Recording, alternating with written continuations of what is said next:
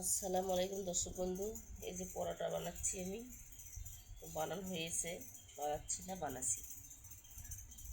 কালো জিরে দিয়েছি। আমাদের সবার জ্বর, কিচ্ছু খেতে পাচ্ছে না বাচ্চারা, তো কালো জিরেতে একটু পরোটা বানাই। তো এখানে একটা বানান হয়েছে, আর এই যে এখানে দিয়েছি।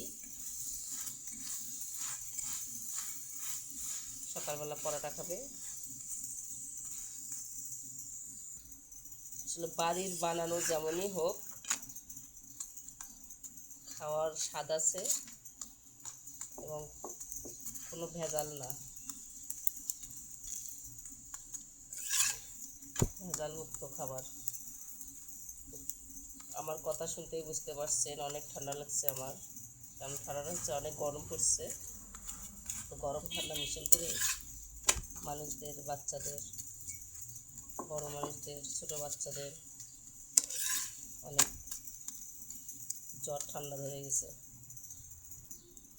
তো আমি আবার হোটেলের খাবার পছন্দ করি না, পরোটা। তো বাচ্চারা বলছে পরোটা খাবে, তো আমি বাসায় হালকা আগে দিয়ে তারপর একটু তেল দিই, মানে পরোটায় তেল কম দিই। আর সয়াবিন তেল তো মানে সাদা তেল তো একদম খাওয়াই যাবে না, এখনকার ভেজাল আছে সাদা তেলে। সব সময় খাঁটি সরিষার তেলটাই ভালো।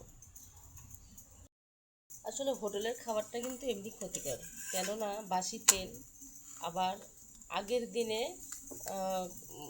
মেখে থয় আটা পরোটার জন্য, সেটা কি ক্ষতিকর না? আমার মনে হয় বাসার বানিয়ে খাওয়াই বেস্ট। বাচ্চাদের বাসায় বেনে খাওয়াবেন, দেখুন বাচ্চার অসুখ বিসুখ কম হবে। তো এরকম হালকা আঁচ দিয়ে তারপর আমি তেল দিই। এই যে এখন তেল দিব,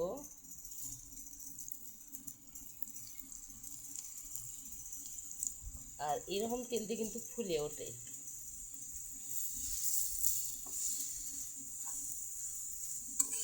তো আমার বাচ্চারা কিন্তু বাসায় পরোটা অনেক পছন্দ করে, টাটকা টাটকা বাসার পরোটা।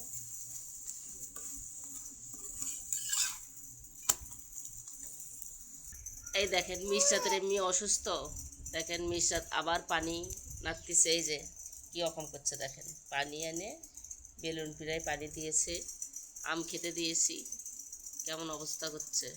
মিশরাত কিন্তু গরম পড়ায় না, একদম কাপড় ধুতে চায় না গায়ে,